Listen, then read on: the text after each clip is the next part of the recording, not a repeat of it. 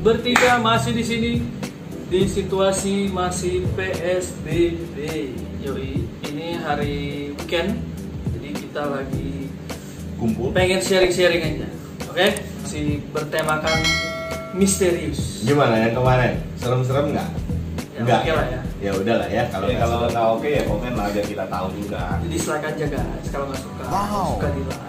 Oke, kita mau coba lebih baik lagi ya. Ini kan segmen baru, kita mau test the water juga, marketnya kira-kira teman-teman suka apa enggak. Kalau suka kita lanjutin, kalau nggak suka ya kita habiskan. Tapi cerita ini kita pokoknya semua berdasarkan memang pengalaman ya. Kisah nyata. Dari masing-masing. Bukannya Nyata. kita cari-cari gitu. Ngada-ngada, kita nggak ngada. Masih di daerah Kelapa Gading, daerah tempat tinggal kita semua. Ini sekitar 7 tahun lalu lah, tahun 2015an apa 2014 ya. Jadi gue punya apartemen di daerah Kelapa Gading. Itu salah satu apartemen pertama yang berdiri di Kelapa Gading. Itu apartemen bangunannya bangunan tua. Jadi udah 20 tahunan ya, kalau salah didirinya itu tahun 98. Sebelum gue beli itu udah ada pemilik sebelumnya, terus ada pemilik sebelumnya lagi. Gue masuk ke situ waktu beli, itu tahun 2010 gue beli. Kondisinya ya berantakan lah, jadi begitu masuk ya itu unit memang udah kayak sekitar berapa tahun kosong. Gue beli ke satu bapak-bapak ini, pemilik sebelumnya, dia bilang ini unit udah kosong sekitar berapa tahun. Sebelumnya dia sewain ke orang Korea. Nah, orang Korea itu katanya ibu sama anaknya masih kecil. Nah, gue nggak nanya-nanya lagi backgroundnya mereka itu siapa, dari mana, terus kerjanya apa. Ya nggak mungkin lah nanya sampai segitu. Nah, makanya pokoknya gue mau beli unit itu, kondisinya masih bagus, letaknya bagus, jadi gue beli. Nah, itu setelah gue beli, gue nggak tinggalin. Jadi setelah gue renov, gue bersihin, gue sewain. Gue sewain selama 2 tahun, habis itu ganti penyewa yang berikutnya ini anak kecil sama mamanya. Nah, namanya kita sebut saja Mawar. Si Mawar ini tinggal sama anaknya masih kecil, masih umur 3 tahun atau 4 tahun. Nah, itu tinggal di situ berdua sama anaknya, dan bulan-bulan pertama nggak ada keluhan. Maksudnya gue juga penyewa yang sebelumnya itu kan gue sempat 2 tahun nih nyawa sama penyewa disewain sama orang lain, itu nggak ada keluhan. Begitu penyewa yang ini, dia bilang anaknya nangis-nangis terus. Maksudnya nggak nangis-nangis terus-terusan nggak, tapi ada momen-momen tuh dia nangis kayak tanpa sebab. Ya namanya anak umur 2-3 tahun belum bisa ngungkapin ya, jadi nangis gitu. Nah ini ngeluh nih si penyewanya ini, telepon gua, kok apartemen lu pernah ada background apa enggak, pernah ada cerita apa enggak, kejadian apa enggak. Nah gue terus terang gue bilang apa yang gue tahu dong, nggak pernah ada apa-apa. Ya, karena kan lu belum nginep kan, belum pakai kan. Gue belum pakai, jadi setelah saya renovasi gue sewain ke orang, habis itu tuh orang pindah, habis itu nih masuklah si ibu dan anak ini, si Mawar ini. Dia bilang pernah ada cerita apa enggak gitu. Nah gue nggak pernah ngalamin apa-apa. Gue bilang sorry Bu, saya nggak pernah dengar cerita apa-apa, dan saya terus terang ini terima apartemen ini dalam kondisi sempat kosong memang, tapi nggak pernah ada cerita apa-apa. Nah, gue bilang emang kenapa? Nah, dia cerita tuh anaknya panas, terus udah gitu nangis-nangis terus.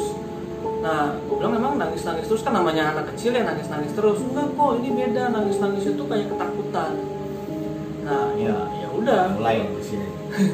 Nah, gue ya sebagai pemilik gue coba cari tahu kan. Gue telepon tuh sama pemilik sebelumnya, Pak sempat ada kejadian apa enggak sih sama apartemen unit saya gitu, unitnya bapak sebelumnya. Si bapak bilang nggak pernah ada kejadian apa-apa. Memang dia pernah nyewain ke orang Korea itu ibu sama anak kecil. Nah terus gue coba-coba ngait-ngaitin kan, yang dulu ibu sama anak kecil, yang ini ibu sama anak kecil juga gitu. Tapi di saat itu gue belum curiga apa-apa. Bulan kita nggak kontak lagi sama si penyewa ini. Akhirnya penyewa ini kontak lagi, kok anak gue nangis-nangis lagi, sakit-sakitan lagi, panas-panas lagi gitu. Terus udah gitu gue sempet panggil pendeta, jadi diberkati lah gue bilang dulu sebelum kamu masuk, saya udah pernah lakukan itu gitu. Pendetanya ini atau ini bilang kayaknya ada yang nunggu. Nah, terus gue sempat curiga juga, maksudnya apakah si pemilik sebelumnya ini berbohong sama gue atau nggak cerita tentang backgroundnya background si pemilik penyewa sebelumnya si Korea sama ibu dan anak itu kan. Akhirnya setelah setahun berjalan, si pemilik ini akhirnya memutuskan untuk pindah. Jadi dia si penyewa ini memutuskan untuk pindah karena dia bilang dia nggak tahan lah sama unit gua. Dia bilang katanya ngeri, serem situasinya bagaimana. Tunggu. Berarti kejadian itu berulang-ulang dong? Berulang-ulang. Karena anaknya ya gue nggak tanya setiap berapa lama sekali atau gimana ya. Jadi tuh pokoknya anaknya nangis-nangis, sakit-sakitan, panas, ketakutan, nggak mau ditinggal sendiri. Kalau gue ambil kesimpulan sedikit dari sini, ya pasti kejadiannya berulang-ulang dan itu udah terlalu parah. Kalau nggak mungkin. Kayaknya begitu makanya sampai dia memutuskan untuk pindah. Nah, soalnya kenapa gue bilang bener yang si Peter bilang kayaknya udah parah, soalnya orang ini tinggalnya jauh. Maksudnya kalau emang dia nggak parah, ngapain pindah lagi apartemen kan? Ya, kalau dia repot. Akhirnya pada saat itu orang mau pindah kan kita setelah terima kunci lagi nih. Gua datang ke unit gua itu, gua masuk ya seperti biasa naik lift kan. Ini lantainya lumayan tinggi, lantai belasan. Gua masuk lift, ya gua pencet lantainya. Liftnya itu gue sering lah naik lift ini. Liftnya itu kayak gimana sih kalau perasaan kita naik lift sendiri sama perasaan kita naik lift sama orang, pasti rasanya beda ya. Nah, gue waktu naik lift itu sendiri, tapi gue ngerasain lu nggak sendiri. Gue nggak sendiri. Itu suasananya pas malam atau sore? Kondisinya Sore menjelang maghrib gitu kayaknya. Ya, seperti sekarang ini. Suara azan. Nah, itu gue ngerasa seperti gue nggak sendiri gitu. Tapi gue mencoba berpikir positif, nggak ada apa-apa gitu kan. Ya udah akhirnya ya sempat merinding juga sih di lift itu kan, merinding sendirian. Terus lampunya kayak mati, kayak redup-redup terus gitu loh. Seriusan. Kayak begitu cuma ada di film tuh, begitu soalnya. Gue mencoba menghalau gitu, aduh gue berimajinasi nih, halusinasi nih. Tapi ya gue berharap begitu gue melek nggak ada apa-apa kan. Ya untungnya nggak ada apa-apa gitu. Nyampe ke unit gua, ini udah barang-barangnya udah keluar segala macem. Gua ketemu lah sama penyewa gua ini. Dia bilang, kok sorry, menurut saya yang ada di sini kayaknya bukan ganas apa? Ganggu. Terus gue sebagai pemilik gue pikir mau diapain lagi gitu, terus masalahnya gue juga nggak pernah lihat kan, dan gitu ya udah si penyewanya tuh nunggu di luar, gue ngecek ke dalam kan ada yang ketinggalan nggak segala macem. Begitu gue buka kamar mandi, pintunya pelan-pelan gitu. Di situ iya gue takut juga, ada takut juga soalnya itu kan kondisinya gelap kan, lampu semua udah mati. Gue ke situ memang cuma mau ngambil kunci doang sama tekan surat. Begitu gue buka pintu kamar mandi, itu kelihatan satu sosok yang berdiri, tapi itu cuma sepersekian detik. Jadi gue sempat kaget, terus gue mundur gitu. Jadi gue sempat kaget, gue sempat jatuh, bukan jatuh, refleks lah ya, nempel ke tembok itu, aduh. Abis itu udah nggak kelihatan. Ya itu di situ gue mikir, gue halusinasi, gue parno, gue ketakutan atau apa ya? Ya untungnya dia nggak nampakin diri yang bagaimana gitu. Akhirnya setelah gue cek, gue segala macam, ya udah oke deh, kamu nggak mau perpanjang nggak apa-apa. Ya udah, di sini kuncinya.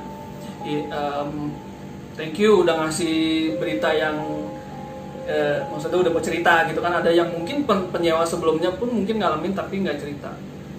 Dia cuma bilang, aku bukannya mau nakut-nakutin kok, tapi aku juga bisa bukan ngelihat, tapi bisa denger katanya.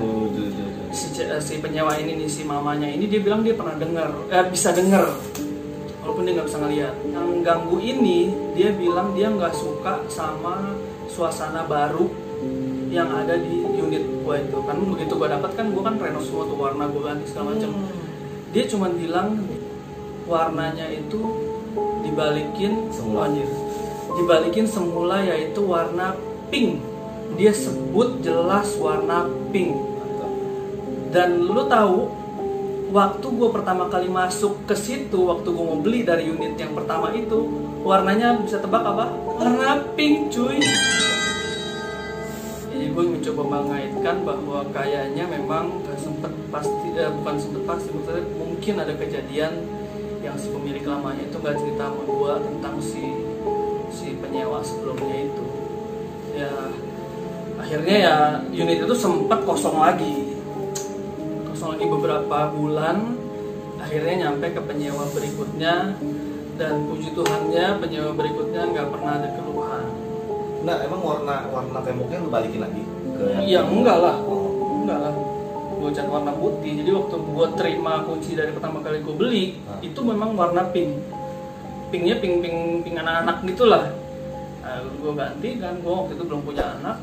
Nah, ternyata memang masalahnya si penyewa yang ngeluh ini, dia nggak mungkin tahu warna sebelumnya warna pink. Sedangkan dia bilang yang ngeganggu itu dia mau dibalikin menjadi warna pink. aja gitu loh. Oke lah, kalau begitu guys, sekian dulu cerita gua, pengalaman gua yang sederhana. Semoga gua nggak ngalamin yang aneh-aneh lagi di unit itu. Nah, intinya dimanapun kita berada, kita berusaha untuk menjadi bersahabat lah, karena dengan dua alam itu pasti suatu saat akan ya ada gesekan atau kejadian pertemuan atau gimana. Semoga kita semua dijauhkan lah dari yang aneh-aneh. Oke, like, comment, subscribe. Kita siapin yang video cerita yang terakhir ini, cerita yang memang dari kita bertiga ini yang paling serem guys. Tungguin ya. Tolong ceritanya jangan di skip, nonton terus. Kalau nggak suka boleh di dislike, tapi nontonnya harus full, boleh? Oke, sampai ketemu di video berikutnya guys. Jangan lupa main-main ke Instagram kita, DM aja. Cegi3 out.